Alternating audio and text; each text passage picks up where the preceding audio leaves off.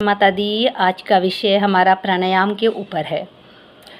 बहुत से लोग, मैं योगाचार्य नम्रता आपको आज प्राणायाम के विषय में कुछ जानकारी दूंगी, कुछ महत्वपूर्ण जानकारियाँ। तो प्राणायाम जो होता है वो योग का एक बहुत ही महत्वपूर्ण अंग है। आप श्रीमद् भगवद गीता में पढ़ेंगे तो उसमें भी श्री कृष्ण ने कहा है कि मैं अपने प्राण रूप में मैं भक्तों के अंदर रहता हूँ, और जो अपने प्राणों का ध्यान करता है तो यह समझिए कि वह मेरा ही ध्यान कर रहा है। तो जब आप प्राणायाम करते हैं तो प्राणायाम को कोई साधारण आप चीज़ ना समझिए, कहीं ना कहीं आप अपने इष्ट का ही ध्यान कर रहे होते हैं, उस भगवत तत्व का ही आप ध्यान कर रहे होते हैं। यह समझकर आपने प्राणायाम को करना है।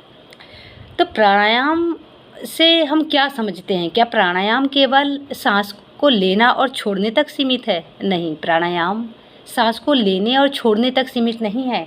यह तो एक एनर्जी है, प्राणिक वायु है, या वाइटल एनर्जी से आप कहेंगे, जिसे हम ब्रह्मांड से, अपने वातावरण से अपने अंदर लेते हैं। यही एनर्जी आगे चलकर आपके अंदर सकारात्मक परिवर्तन लेकर आती है। यही प्राणिक एनर्जी, जिसे आप कहेंगे, यही आपके अंदर चक्रों का भेदन करती हुई आपकी कुंडलिनी जागरण करती है। यही एनर्जी आगे चलकर आपको आपके इष्ट से मिलाती है, ईश्वरीय जो तत्व है उसके साथ आपका एकाकार करती है।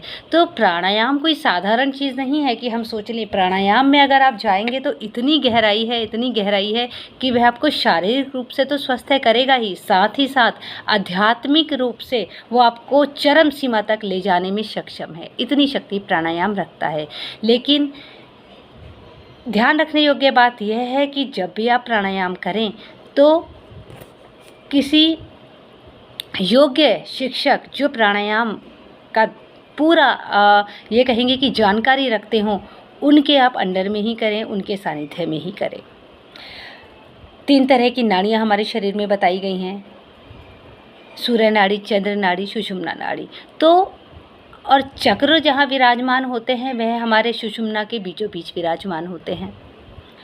तो इन चक्रों का भेदन कैसे होगा, कैसे इन चक्रों की शुद्धि होगी? तो उसके लिए भी जब आप यह करने जाएं तो प्राणायाम अति आवश्यक है, क्योंकि जब तक आपकी चंद्र नाड़ी, आपकी सूर्य नाड़ी जो सुषुम्ना के दोनों तरफ, एक राइट साइड एक लेफ्ट साइड उपस्थित रहती है, जब तक उनकी शुद्धि नहीं होगी तब तक सुषुम्ना में ऊर्जा का उठना नामुमकिन है।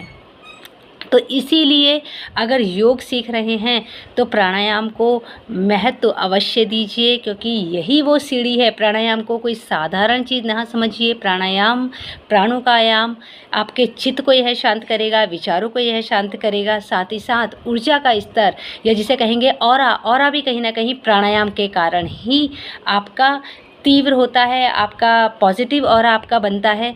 जैसे जब आप वातावरण से आप सकारात्मक ऊर्जा को अपने अंदर लेते हैं, सकारात्मक ऊर्जा को हमेशा हम एक रोशनी की तरह डिनोट करते हैं। जैसे एक कमरे में जब हम लाइट जलाते हैं तो उजाला हो जाता है, और लाइट बंद करते हैं तो अंधेरा हो जाता है। तो उस उजाले का अर्थ, मतलब रोशनी का अर्थ सकारात्मक ऊर्जा से है, और अंधेरे का अर्थ नकारात्मक ऊर्जा से है।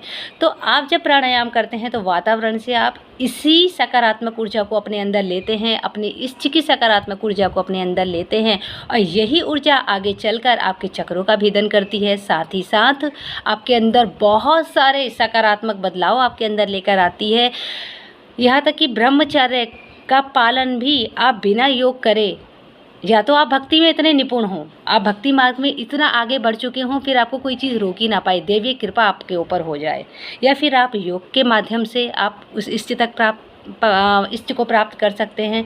ब्रह्मचर्य आपका, जो कहते हैं कि हमें समस्या आती है, तो ब्रह्मचर्य का जो एक पालन होता है वह एक योगी के लिए अति आवश्यक होता है। और प्राणायाम वो सीढ़ी है कि वह आपका यह कार्य भी सिद्ध करती है। तो प्राणायाम के अंदर बहुत बहुत बहुत शक्ति है। तो जो भी योग करने वाले साधक हैं, साधिकाएं हैं, जो अध्यात्म के मार्ग में आगे ऊंचाइयों तक जाना चाहते हैं, जो अष्ट सिद्धियों को प्राप्त करना चाहते हैं, तो प्राणायाम को अवश्य अपनाएं। प्राणायाम एक बहुत महत्वपूर्ण है, तो इसको अपनाएं। ऐसा नहीं है कि जैसे प्राणायाम 8 प्रकार के बताए हैं कि आपको एक एक प्राणायाम करना है। आप नाड़ी शोधन प्राणायाम को ले सकते हैं। नाड़ी शोधन प्राणायाम जो होता है वो आपकी नाड़ियों को शुद्ध करने के काम आता है। नाड़ियाँ शुद्ध होंगी तो ऊर्जा सुषुम्ना में अच्छे से उठेगी। साथ ही साथ कपालभाति आपके शरीर की नकारात्मक ऊर्जा को बाहर फेंकता है, तो यह भी आपके शरीर को शुद्ध करने के काम आता है। और अनुलोम विलोम बहुत अच्छा प्राणायाम होता है, यह भी आपकी नाड़ी शोधन में एक तरह से काम आता है, शुद्धि करता है, शीतकारी शीतलता आपके अंदर लेकर आता है। तो यह सारे ही प्राणायाम बहुत बहुत लाभकारी होते हैं। तो प्राणायाम को अवश्य करिए और अपने योग में इसे अवश्य शामिल करिए। अगर आप चाहते हैं कि आप आगे तक बढ़ें, ध्यान की तरफ आप आगे बढ़ें, तो योग को अपने जो आपका नित्य योग कर्म है उसको में अवश्य शामिल करें।